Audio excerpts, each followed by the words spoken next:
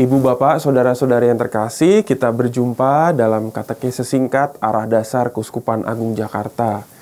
Seperti kita ketahui, kita umat Kuskupan Agung Jakarta sejak tahun 2022 sampai 2026 sedang berusaha mendalami ajaran sosial gereja. Tahun lalu kita mendalami tema penghormatan martabat manusia. Dan pada tahun yang berjalan ini kita mendalami tema kesejahteraan bersama. Untuk itu, dalam pertemuan ketiga ini saya menawarkan satu permenungan berikut.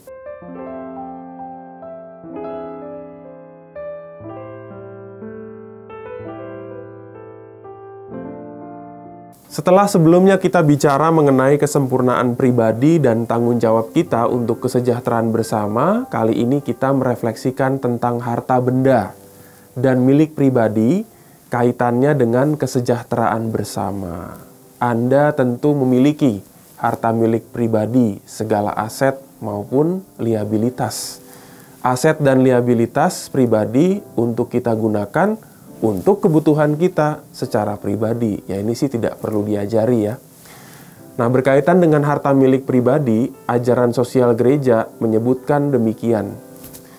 Milik perorangan dan bentuk-bentuk lain kepemilikan pribadi atas harta benda memberi setiap orang ruang yang perlu untuk mengembangkan otonomi pribadi maupun keluarganya dan harus dipandang bagaikan perluasan kebebasan manusiawi.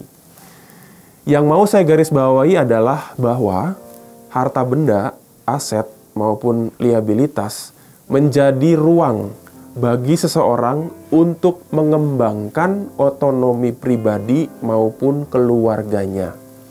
Harta benda menjadi sarana, bukan tujuan, bagi seseorang untuk berkembang secara pribadi, keluarga, dan mengembangkan masyarakatnya. Maka, ketika harta benda itu sudah tidak lagi menjadi sarana yang baik untuk mengembangkan pribadi atau komunitas, patut kita pikirkan juga apakah harta itu baik tetap disimpan atau diapakan.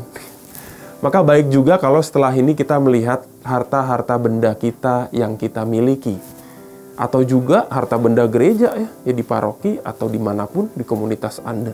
Dilihat manakah yang sudah tidak diperlukan untuk perkembangan pribadi atau komunitas. Tapi mungkin saja berguna untuk perkembangan yang lain, orang lain atau komunitas lain.